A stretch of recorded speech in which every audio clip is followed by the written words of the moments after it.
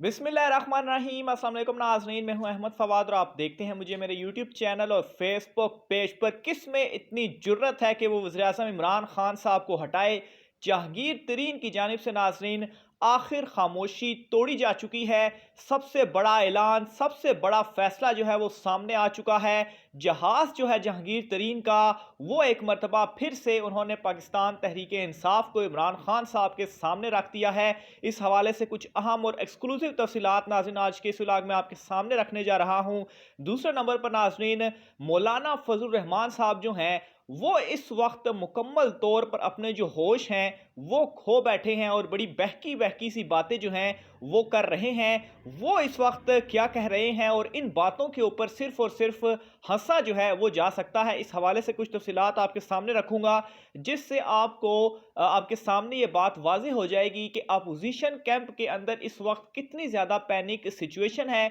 और तहरीक अदम एतमाद का क्या बनने जा रहा है। आखिर में नाज़रीन इस वक्त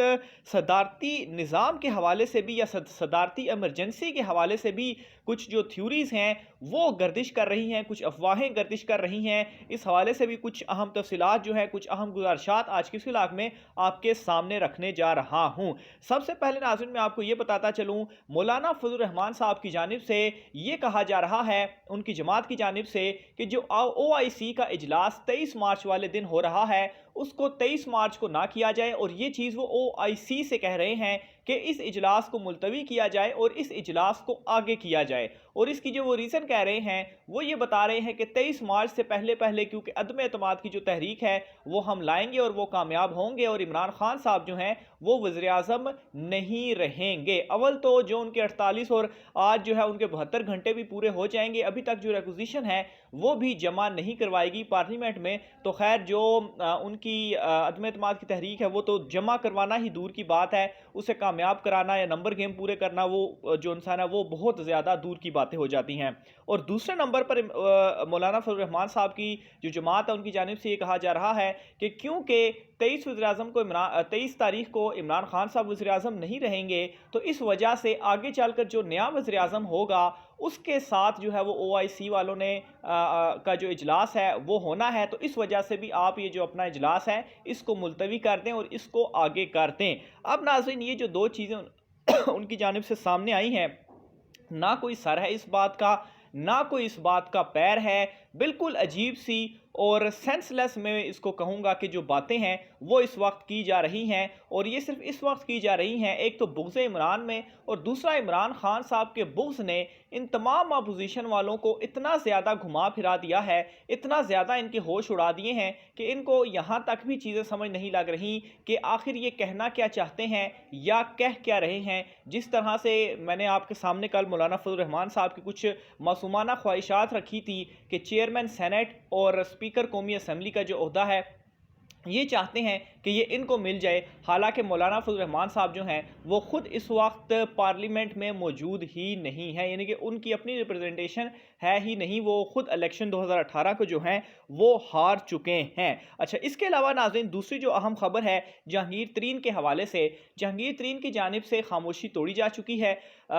हकूमती अहम रुकन की जानिब से जहांगीर तरीन से टेलीफोनिक रब्ता हुआ है लंदन में और उस टेलीफोनिक रब्ते में एक तो उनसे खैरियत दरियाफ्त की गई और दूसरे नंबर पर जो पॉलिटिकल सिचुएशन थी इस हवाले से जो गुफ्तगू हुई तो इस पर जहांगीर तरीन की जानिब से खामोशी तोड़ते हुए वाज़े ये बात एक मरतबा फिर से कही गई कि मैं अपनी पार्टी के साथ खड़ा हुआ हूँ और जो कुछ लोग इधर उधर भी हो रहे हैं तो जब मैं वापस आऊँगा तो उन लोगों को भी आकर समझाऊंगा। यानी कि नाजरीन एक तो जहांगीर तरीन जल्द वापस आ रहे हैं पाकिस्तान, उनकी जो रिपोर्ट्स थी वो आ चुकी हैं, वो बिल्कुल ठीक हैं। अब जहांगीर तरीन वापस पाकिस्तान आ रहे हैं,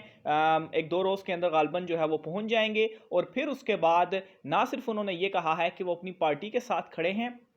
इमरान खान साहब के साथ खड़े हैं, बल्कि उनकी जानिब से ये भी कहा गया है कि जो लोग इधर उधर हो रहे हैं, यानी कि कुछ लोगों की जानिब से जो अपोजिशन जमातों की जानिब से जो दावा किया गया कि बहुत सारे लोग पाकिस्तान तहरीक इंसाफ के हमारे साथ मौजूद हैं या उन्होंने उनको ख़रीद लिया या लालच दी या जिस तरीके से भी, तो बहुत सारे लोग जो कुछ नाराज़ हैं या इस तरह की जो सिचुएशन है, जहांगीर तरीन एक मरतबा फिर से जो उन्होंने हुकूमत बनाने में इमरान खान साहब का साथ दिया था, उनकी मदद की थी, अपना जहाज़ पेश किया था और कैसे जो आज़ाद अरकान थे उनको पाकिस्तान तहरीक-ए-इंसाफ में शामिल किया था। तो इसी तरह से जहांगीर तरीन अब इन लोगों के हवाले से एक्टिव होंगे, उनके पास जाएंगे और उनको इधर-उधर उड़ने से रोकेंगे। ना सिर्फ पार्टी का खुद साथ देंगे बल्कि इन लोगों को भी रोकेंगे। तो यहाँ पर जो सबसे बड़ा सवाल था कि जहांगीर तरीन किस साइड पर जाएंगे, उस सवाल का जवाब जो है वो हमें मिल चुका है और कोई चांस नहीं है अब कि तहरीक अदम एतमाद किसी तरीके से कामयाब हो सकती है। पहले भी मैं इस हवाले से चीज़ें बताता रहा हूं और अब भी मैं आपके सामने ये चीज़ वाज़ेह करता चलूं कि तहरीक अदम एतमाद अव्वल तो लाना बहुत ज़्यादा मुश्किल है, इनके नंबर्स ही पूरे नहीं हो रहे। दूसरे नंबर पर अगर ये ले आते हैं, क्योंकि मार्च का महीना डू एंड डाई का महीना होगा अपोजिशन जमातों के लिए, तो इसलिए ये कोशिश ज़रूर करेंगे, लेकिन वो कोशिश जो है वो सिर्फ़ और सिर्फ इनकी नाकामी का बायस बनेगी और एक मरतबा फिर से इन्हें मुंह की जो है वो खानी पड़ेगी।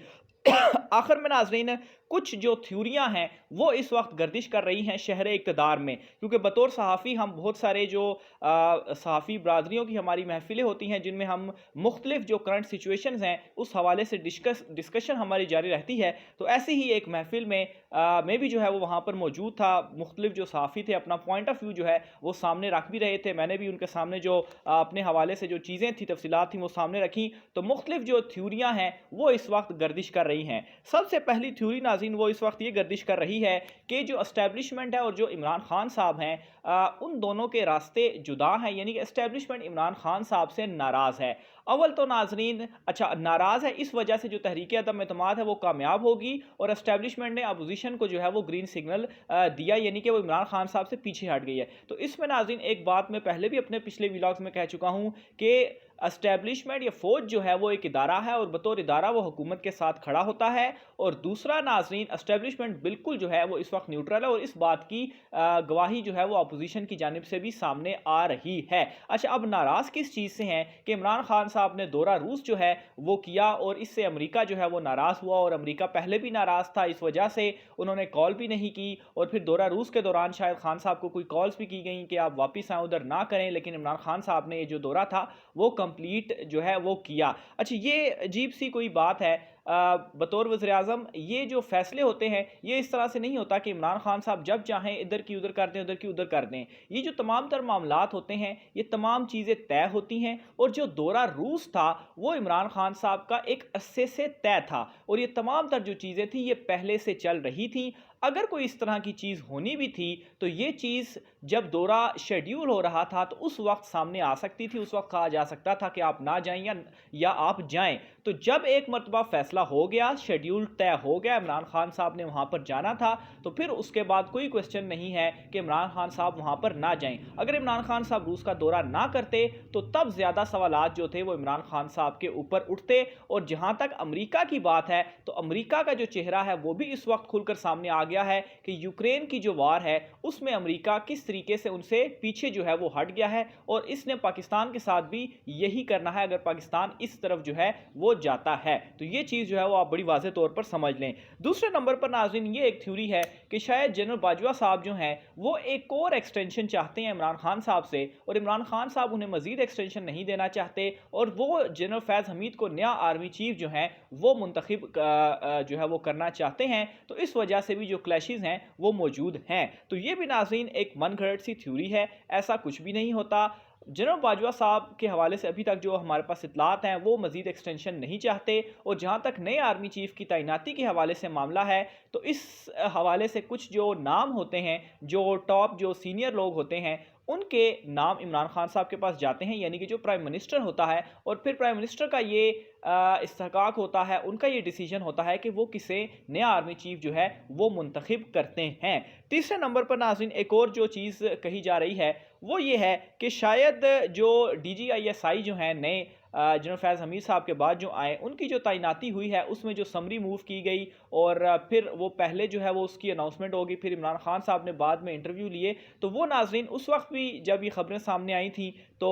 उस वक्त भी ये चीज़ ग़ालिबन मैंने आपके सामने रखी थी। ये एक प्रोसेस था और वो जो प्रोसेस है वो कंप्लीट जो है वो होना ही होता है। तो ये तमाम तर चीज़ें जो हैं वो एक सेंसलेस मैं कहूँगा, और मेरे ख़्याल से ख्वाहिशात की बुनियाद पर ये जो चीज़ें हैं वो इस वक्त अफवाहों की शक्ल में गर्दिश कर रही हैं। बहरहाल इस वक्त मार्च का महीना जो है उसका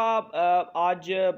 तकरीबन पहला हफ्ता जो है वो ऑलमोस्ट गुजर चुका है, और इंशाल्लाह अगले 3 हफ्ते भी मार्च के गुजर जाएंगे। आप देखेंगे कि ये सियासी माहौल इसी तरह से गर्म रहेगा, लेकिन अपोजिशन जमातों को एक मरतबा फिर से मुंह की खानी पड़ेगी, और इमरान खान साहब जो हैं वो मेरे तजज़िये के मुताबिक एक मरतबा फिर से सरखुरू होंगे। अपनी राय का इज़हार कमेंट बॉक्स में लाजमी कीजिएगा। आज की व्लॉग से इतना ही, मुझे इजाज़त दीजिए। अल्लाह हाफिज़।